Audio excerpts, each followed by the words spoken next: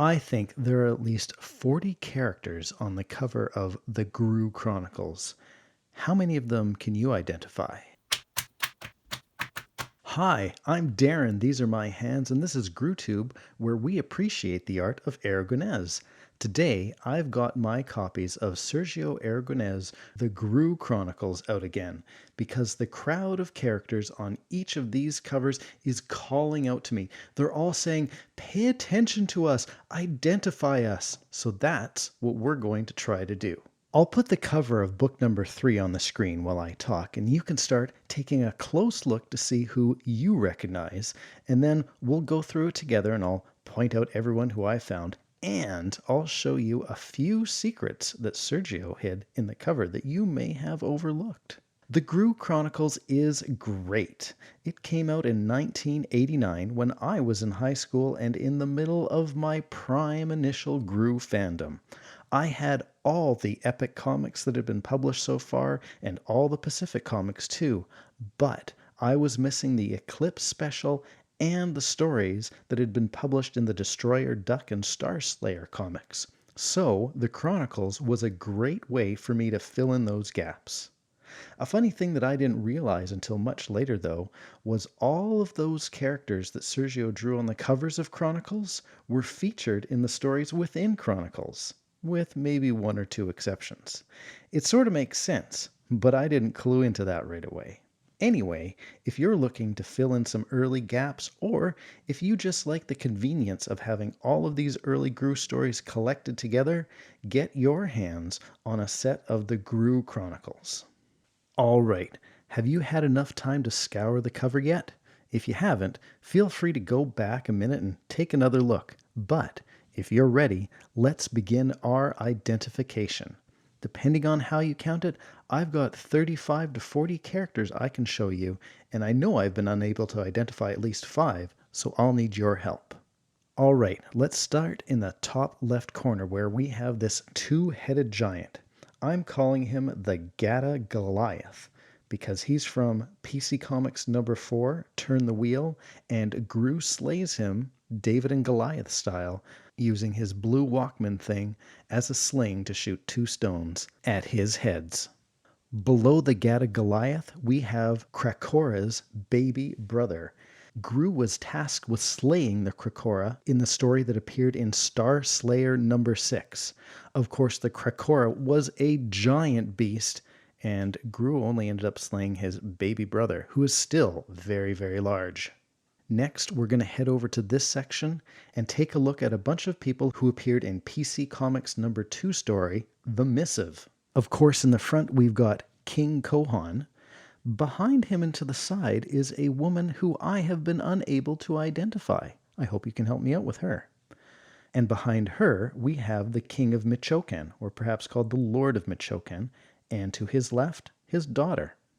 We have some guards who we're not really going to count in our totals, and beside them, with his hat sliced in pieces, is the Messenger of Michoacan. We're not going to go around the top yet, we're going to continue down the left side. Right here, we have a guard, who I believe is one of the guards of the town of Laravosa from the Missive as well. You'll note that he's got that distinctive round shield with the spike in the middle of it. So that's why I think he's one of those guards. Down and to the right, we've got the Ice King of Osar.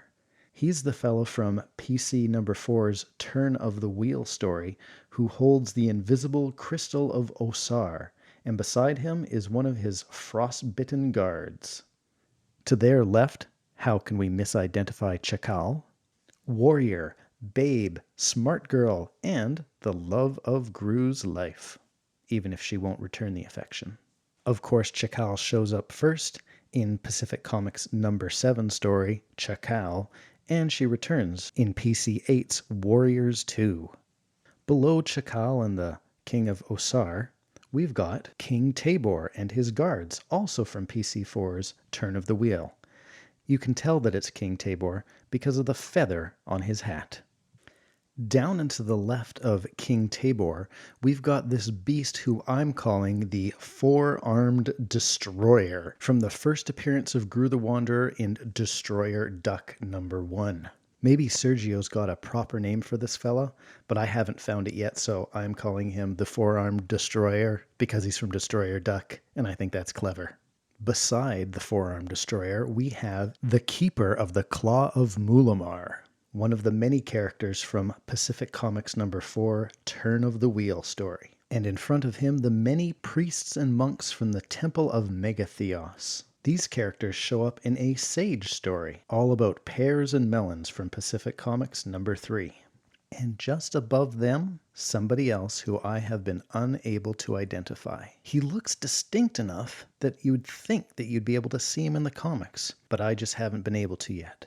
Down in the corner, we've got the Groo crew. Tom Luth, Stan Sakai, Mark Evanier, and Sergio Aragonés holding that big old pencil. I wonder if Gordon Kent is hidden in this cover somewhere. Maybe that's Gordon Kent. As we make our way around the bottom of the cover, we have the Witch of Khan and all of her minions. They are also in the Turn of the Wheel story from PC Comics number 4. And at the very bottom of the page, Emperor Saki-sama from the Eclipse special and the story The Swords of Groo. Over to the left here, you can tell by the skinny pointy beard on his chin, is King Fuchikaka from the same story, and several of the guards in attendance. As we look at the cover of book number 3, ducking under Groo's giant foot, we see Grativo from PC Comics number 6, The Wizard War. Most of the time, Grativo is standing straight up, but in book number 3, he has to duck down to fit under Groo's foot. Another character from the Wizard War is Prince Cancia. He's this little boy that is almost cut off at the bottom of book number 3, but in other covers you can see more of him. In fact, let's bring out book number 6 so that we can see a little bit more of Prince Cancia here. Something else that's down in this corner has me wondering. I don't know if I'm right on this or not, but if we take a look at King Bethar, Cancia's father, he has a crown with a bird on it. I wonder if this is supposed to be King Bethar. Let's keep going. It's the Sage, and it's Mulch. Is it Mulch? Of course, in 1989 we knew that this was Mulch, but from the stories in the era of the Groo Chronicles, Mulch doesn't have a name yet. And in fact, if you look at some of the early Pacific comics, he wasn't even colored the same. So, is that Mulch? Maybe. Or maybe that's the Sage's former dog. Tucking into the corner over here, another character from the Wizard War, it's Calcutta and his Phantom Lizardman.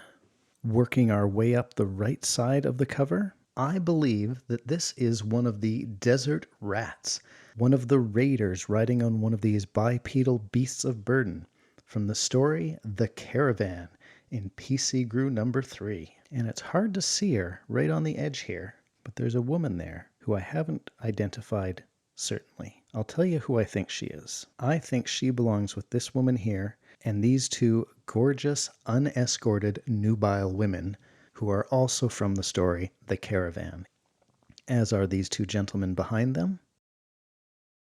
And by gentlemen, I mean caravan drivers. Continuing upward, we see Tarnato and his gang.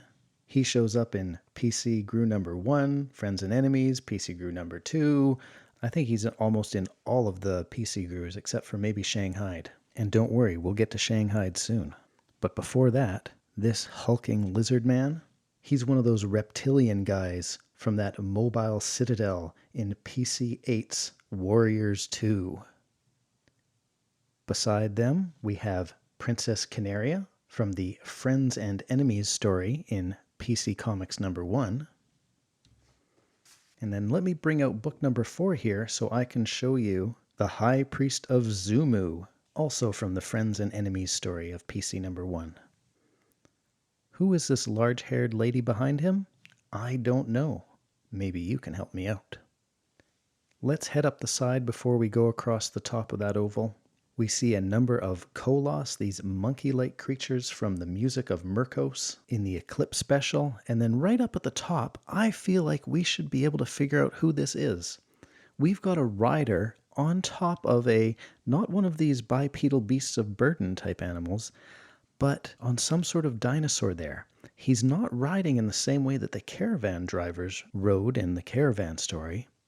I just don't know who he is. Please help me figure out from what story this is and who this character is. And we'll finish up across the top here by looking at a few of the characters from PC number 5.